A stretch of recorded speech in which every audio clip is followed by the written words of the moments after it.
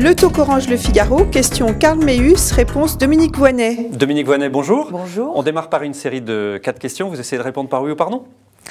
François Hollande est-il compétent? Oui. Faut-il renoncer au mariage pour tous? Non. Faut-il modifier le mode de scrutin pour les européennes? Oui. Pour avoir donc une liste nationale? À la proportionnelle. À la proportionnelle. Et non pas les 8 régions qu'il y a actuellement. Oui, comme vous êtes, vous me demandez de répondre par oui ou par non. Et moi vous je continue, m'incitez à mais oui, demander. mais la règle elle s'appliquait pour vous, pas pour Voilà. moi. Le cumul des mandats, il faut le faire maintenant? L'interdiction du cumul des mandats. Oui, le non-cumul des mandats. Merci d'avoir parfaitement joué le jeu du oui-non. Jean-Vincent Placé était ce matin sur RTL, je vous propose de l'écouter.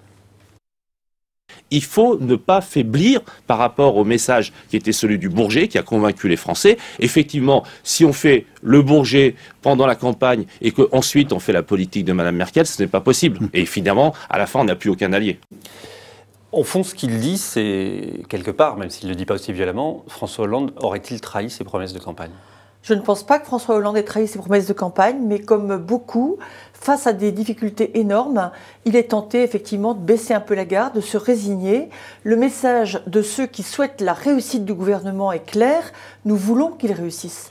Nous voulons qu'il soit sûr de ses alliés, qu'il soit solide sur ses bases et qu'il ne faiblisse pas face aux difficultés de la crise. Alors, plusieurs éléments dans votre réponse. Vous voulez qu'il réussisse, ça passe par quel type de politique? Est-ce que la politique qui est menée actuellement vous satisfait, va dans la bonne direction? Mener une politique de gauche, mener une politique de justice sociale, de réduction des inégalités, de remise en marche de la machine, ça n'est certainement pas mener une politique qui conduirait simplement à effacer le déficit et à mettre en place une politique de rigueur.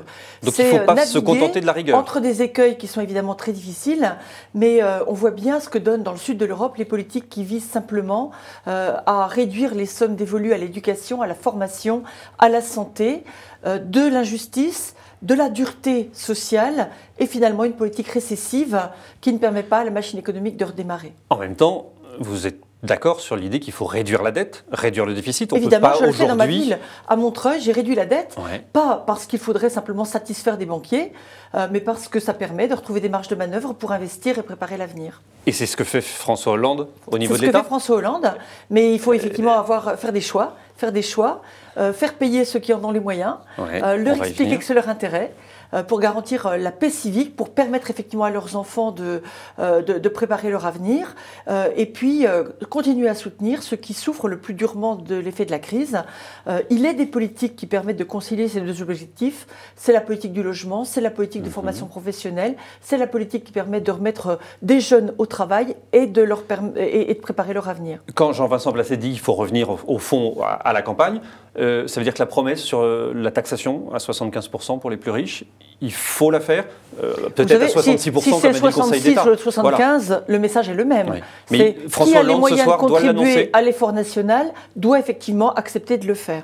Moi, non seulement je souhaite qu'il puisse l'annoncer, mais je souhaite aussi que ceux qui ont les ressources nécessaires pour contribuer à la relance de la machine dans notre pays le fassent sans traîner les pieds. Je crois que c'est un enjeu absolument essentiel pour nous tous. Ce qui est en jeu, c'est la paix civile, c'est la façon dont on vit ensemble, dans nos villes, dans nos quartiers. Je pense que nous ne gaspillons pas d'argent, nous essayons simplement d'être efficaces. Vous parliez de paix civile, justement, le projet de loi sur le mariage pour tous divise fortement les Français. On a vu le succès quand même de la manifestation de dimanche. Est-ce qu'un signal ne pourrait pas être envoyé? On est en crise en disant... on va se contenter de faire des réformes économiques et finalement ces réformes qui divisent, on les laisse de côté. Mais pour satisfaire la moitié de la France qui n'a pas envie de mariage pour tous, on serait désagréable et injuste avec la moitié de la France qui en a envie. Non, franchement, on est bien d'accord sur un point. Ce sujet ne doit pas être utilisé comme un subterfuge pour nous détourner des problèmes essentiels pour les Français que sont le chômage et les difficultés économiques. Mais cette réforme est engagée. Les Français savaient à quoi s'en tenir quand ils ont voté aux élections présidentielles. Je crois qu'ils ne doivent pas être surpris de la fidélité du président de la République à son engagement. Le Sénat a adopté une proposition de loi qui refuse d'accorder les allocations familiales aux parents dont la garde des enfants leur ont été retirés par décision de justice. La majorité a voté pour cette disposition qui était une proposition de loi. Voilà, pas les écologistes. Pas les écologistes qui ont d'ailleurs suivi l'avis de la ministre qui présentait l'avis du gouvernement. Je crois qu'il faut juger au cas par cas. Une famille, effectivement, privée de ses enfants pour des raisons graves et dont les enfants sont élevés par l'aide sociale à l'enfance pourrait être privée parfois de leurs allocations familiales, mais il faut regarder au cas par cas. Il reste souvent des enfants dans la famille. Les ressources sont essentielles pour permettre effectivement aux parents d'assumer leurs responsabilités à l'égard des enfants dont ils continuent à assumer l'éducation. Et je crois que la mesure lapidaire qui consisterait à dire parce que vous avez des difficultés avec un enfant, parce que vous avez été à un moment de votre vie en situation de ne pas assumer avec cet enfant, vous devriez être privé des ressources qui vous permettent d'élever les autres, franchement c'est un peu injuste. Qu'est-ce qui ne vous convient pas dans le mode de scrutin pour les élections européennes aujourd'hui ? Le mode de scrutin conduit à ce qu'un nombre très réduit de députés européens soient élus dans des grandes régions, à ce que les citoyens ne connaissent pas leurs députés européens, à ce que les enjeux européens soient finalement brouillés dans des grandes régions qui ont une existence tout à fait artificielle. Quand on élit 6 députés européens dans le centre, on sait qu'ils seront pour l'essentiel UMP ou PS. L'idée, c'est de rapprocher quand même un peu les députés européens des citoyens. Mais ça n'a pas marché. Ouais. Une grande liste nationale, faute de pouvoir élire nos députés européens sur des listes européennes partisanes, c'est un moindre mal, me semble-t-il. Vous comprenez le revirement du chef de l'État, du Parti socialiste sur cette question ? Je comprends que sur beaucoup de sujets, le chef de l'État est troublé. La situation est très grave, les caisses de l'État sont vides, les efforts à fournir sont considérables.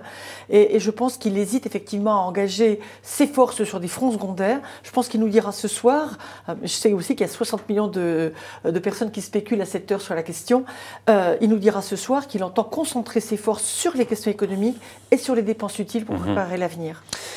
Quand vous entendez Jean-Luc Mélenchon hausser le ton, même au sein du Parti socialiste, quelqu'un comme Pascal Cherkil, député de Paris, vous dites, nous les Verts, on va se faire déborder, finalement on est trop gentil avec le gouvernement. Alors c'est pas le sujet, hein, c'est pas le sujet. Ouais. Moi, entre les outrances verbales de l'extrême gauche et les outrances verbales de l'extrême droite, je considère que le rôle des partis qui assument des responsabilités au sein du gouvernement et de la majorité parlementaire, c'est d'être responsable. C'est dans le gros temps qu'on vérifie la fiabilité de ses amis. Se faire, là, vous êtes aux côtés du gouvernement. Un non en 48 heures en se défoulant sur le président de la République et sur le Premier ministre, ça ne me paraît pas une bonne stratégie. Mais sur le fond, il dit quand même un peu la même chose que vous. Sur le fond, je pense que Jean-Vincent Placé a raison de dire qu'il faut revenir aux fondamentaux de la gauche, à l'exigence de justice sociale. C'est ce que dit Jean-Luc Mélenchon aussi. Non, mais il le dit d'une façon insultante et grossière, qui lui aliène la sympathie de ceux qui savent le prix des efforts à consentir, la ténacité des efforts qui sont nécessaires et la nécessité de réunir les Français autour d'un projet de transformation sociale et écologique. Dominique Voynet, merci d'avoir répondu à nos questions.